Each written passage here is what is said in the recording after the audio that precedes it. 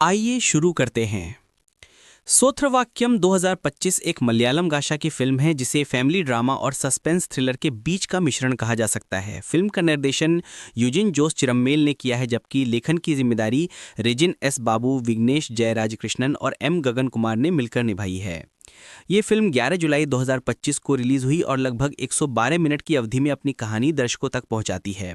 Film का निर्माण cinema बंदी स्टूडियो के बैनर तले हुआ है और निर्माता हैं श्रीकांत कंद्रागुला। कलाकारों में मुख्य रूप से शाइन टॉम चाको क्रिस्टो जीवियर की भूमिका में, विंसी एलोशियस निमिषा के किरदार में, दीपक परम्बोल और अनघा एनेट भी अहम भूमिकाओं में नजर आते हैं। अब जब हम इस फिल्म को विस्तार से समझते हैं तो हमें इसकी कहानी को धीरे धीरे खोलना होगा, क्योंकि यह शुरुआत में बेहद साधारण और हल्की लगती है, लेकिन धीरे धीरे यह गहरे सामाजिक और पारिवारिक संघर्षों को सामने लाती है। कहानी की शुरुआत होती है एक छोटे से कस्बे से जो पालक्काड जिले में बसा है। यहाँ का माहौल शांत है, लेकिन स्कूल और पुलिस स्टेशन के बीच में एक दिलचस्प खिंचाव है। स्कूल में गणित पढ़ाने वाली अध्यापिका निमिषा अपनी कक्षा के बच्चों को लेकर परेशान रहती है, क्योंकि कई बच्चे उसकी कक्षा छोड़कर पुलिस स्टेशन जाने लगे हैं। कारण यह है कि उस थाने में तैनात इंस्पेक्टर क्रिस्टो जेवियर शाम के समय बच्चों को मुफ्त में गणित पढ़ाते हैं। यह एक असामान्य दृश्य है जहां एक पुलिस अधिकारी अपने पद के काम से अलग हटकर समाज में योगदान कर रहा है। क्रिस्टो बच्चों के बीच बेहद लोकप्रिय हो जाता है।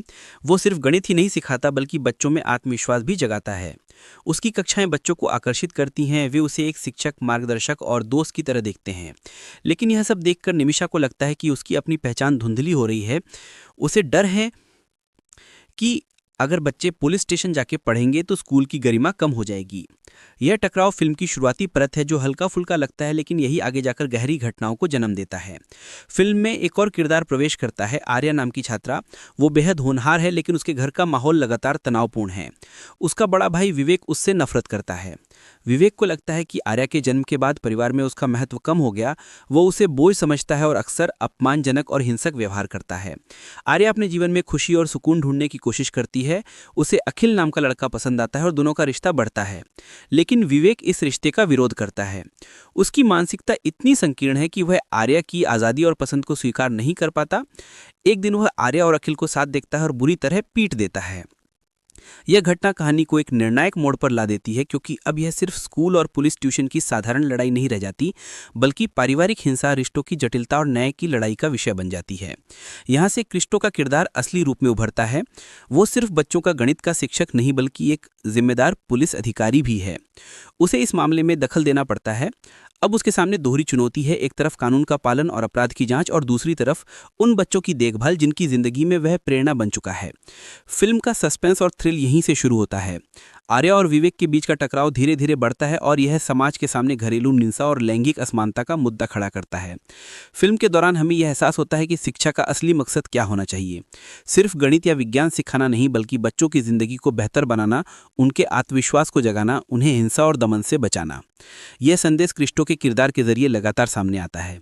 वो बच्चों से कहता है कि गणित का हल निकालना आसान है, लेकिन जीवन की समस्याओं को हल करने के लिए साहस चाहिए।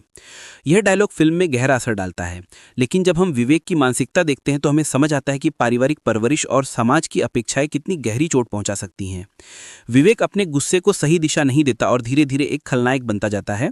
फिल्म के मध्यांतर तक आते आते घटनाएं इतनी तनावपूर्ण हो जाती हैं कि दर्शक को लगता है कि अब कहानी का हर मोड़ अप्रत्याशित होगा। निर्देशक ने यहाँ थ्रिलर का माहौल बनाने की कोशिश की है। घर के अंदर के दृश्य, दीवारों की छाया, मंद रोशनी और मौन का इस्तेमाल फिल्म के तनाव को बढ़ाता है। कैमरा कई बार क्लोज शॉट्स लेता है ताकि दर्शक किरदारों की आंखों के भाव पढ़ सकें। आर्या के चेहरे पर डर, विवेक की आंखों में गुस्सा और क्रिस्टो की आंखों में जिम्मेदारी, सब कुछ कैमरे के जरिए उभर कर सामने आता है।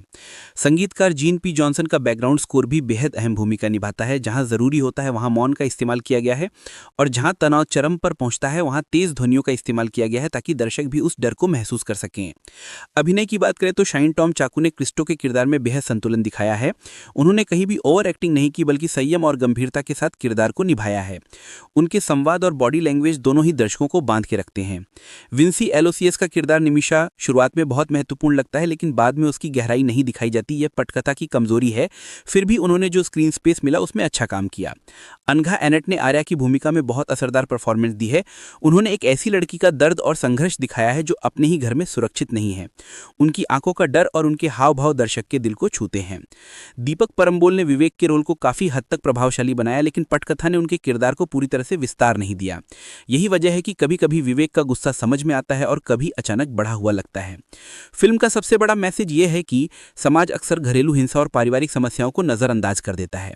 लोग सोचते हैं कि यह घर का मामला है, इसमें दखल देने की जरूरत नहीं, लेकिन यही चुप्पी समस्या को और बढ़ा देती है।